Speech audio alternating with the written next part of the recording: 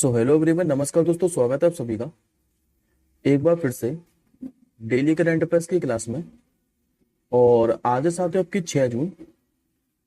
लेकिन साथियों आज की क्लास के अंदर हम लोग 2 दिन के करंट अफेयर्स को देखने वाले हैं, 5 और 6 जून के। क्योंकि कल क्या है कि आपकी करंट अफेयर्स की क्लास नहीं आई थी, तो आज की क्लास के अंदर हम लोग 2 दिन के करंट अफेयर्स को देखने वाले हैं।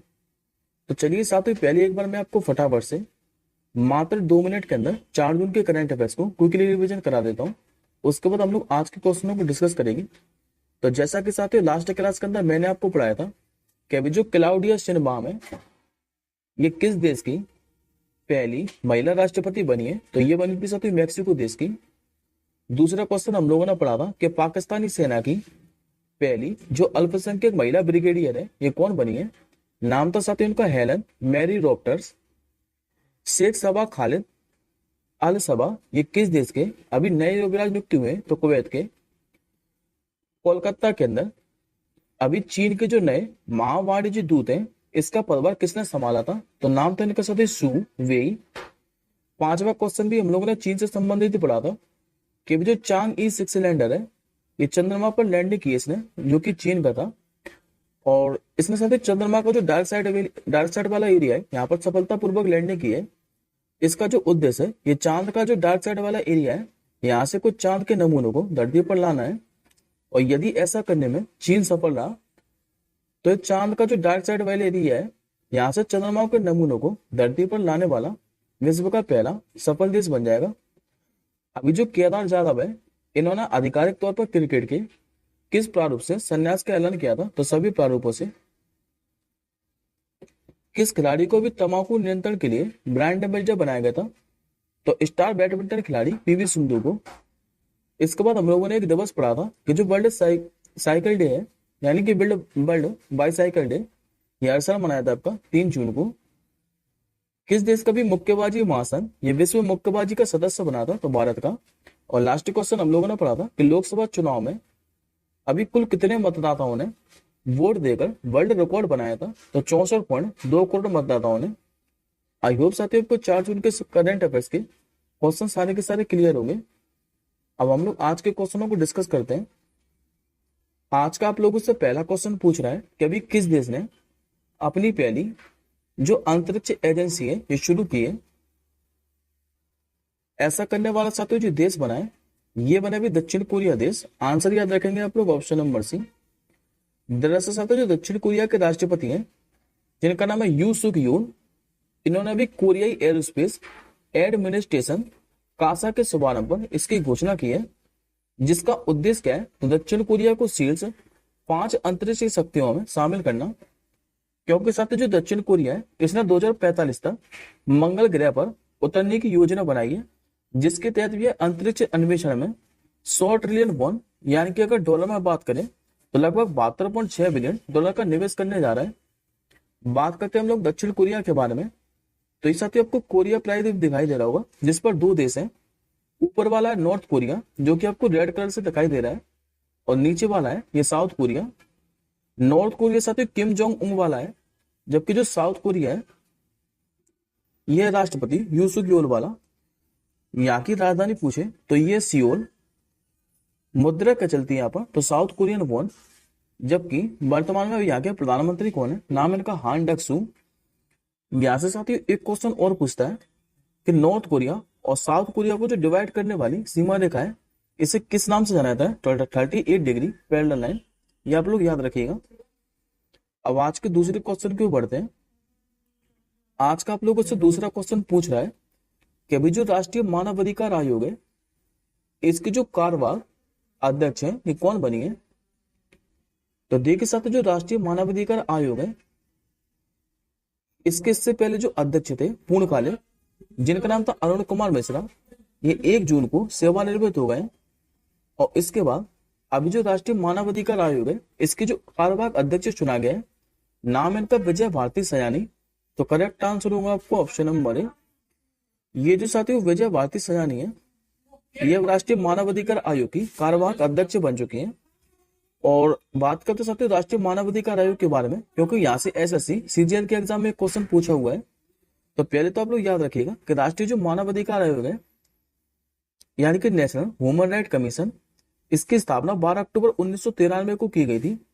और ये क्वेश्चन एसएससी सीजीएल के एग्जाम में पूछा गया है कि राष्ट्रीय जो मानवाधिकार आयोग है, इसके अध्यक्ष का जो कार्यकाल है ये कितने वर्ष का होता है? तो याद रखिएगा हमेशा 3 वर्ष का या फिर 70 वर्ष की आयु तक, जो भी पहले हो। इसका अध्यक्ष होने के क्राइटेरिया क्या है?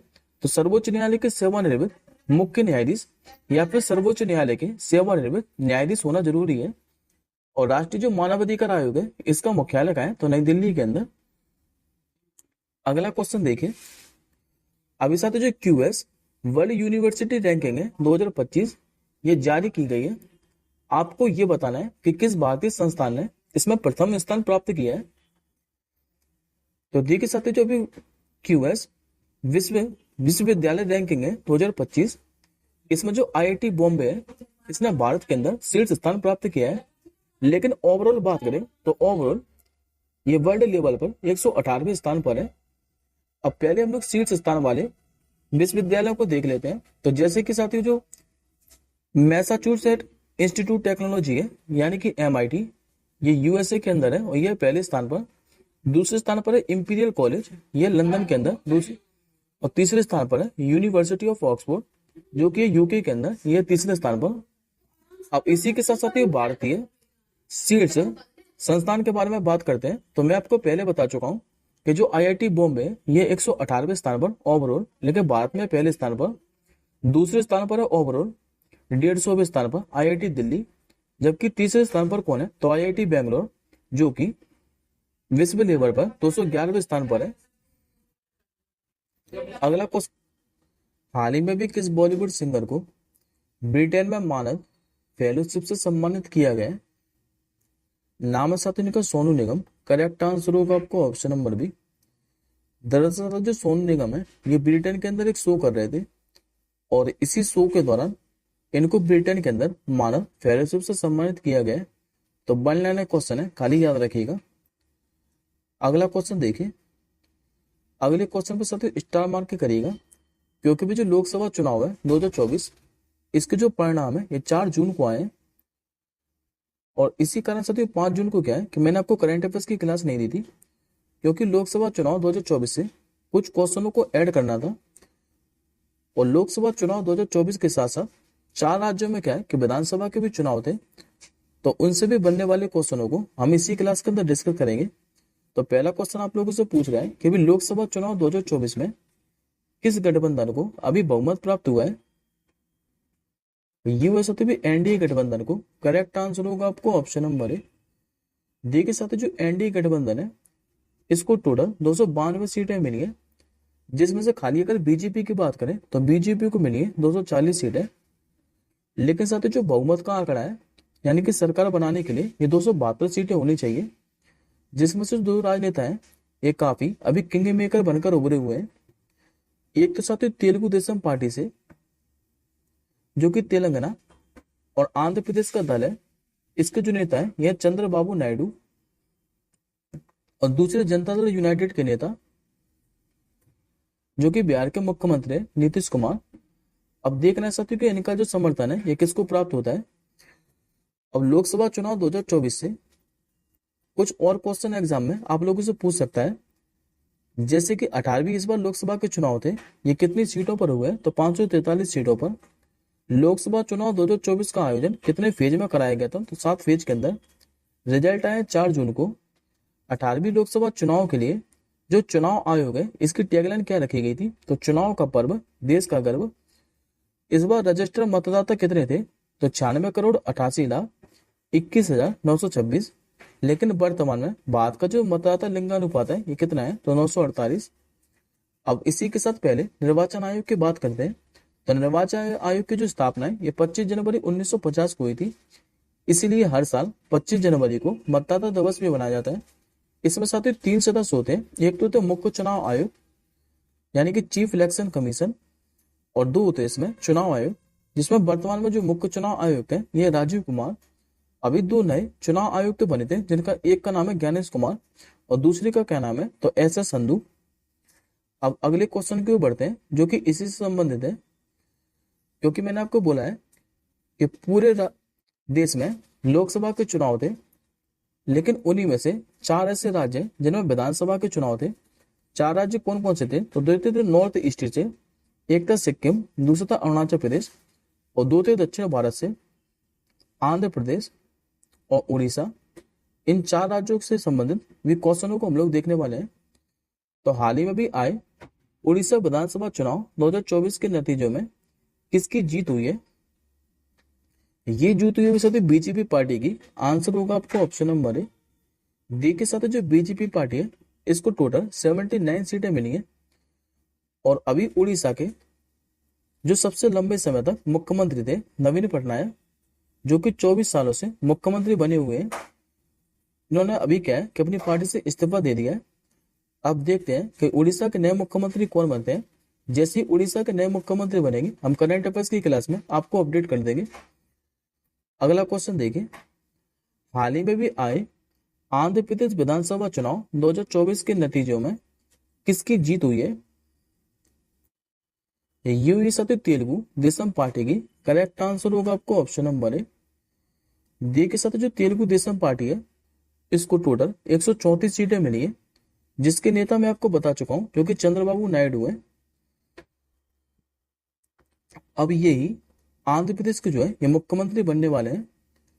आंध्र प्रदेश के अगर आप लोग उससे राज्यपाल पूछे, इनका नाम है एस अब्दुल नजीर, ये वर्तमान में आंध्र प्रदेश के राज्यपाल हैं। अगला क्वेश्चन देखिए, अभी अरुणाचल प्रदेश विधानसभा चुनाव में किस दल को बहुमत मिला है?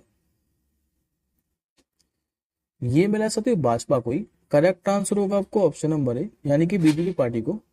बीजेपी पार्टी को जो बहुमत मिला है ये टोटल 46 सीटें मिली है। और अरुणाचल प्रदेश के जो मुख्यमंत्री हैं पेमा खांडू, ये फिर से मुख्यमंत्री बनने वाले हैं। राज्यपाल पूछे तो राज्यपाल अरुणाचल प्रदेश के केवल त्रिविक्रम परनायक।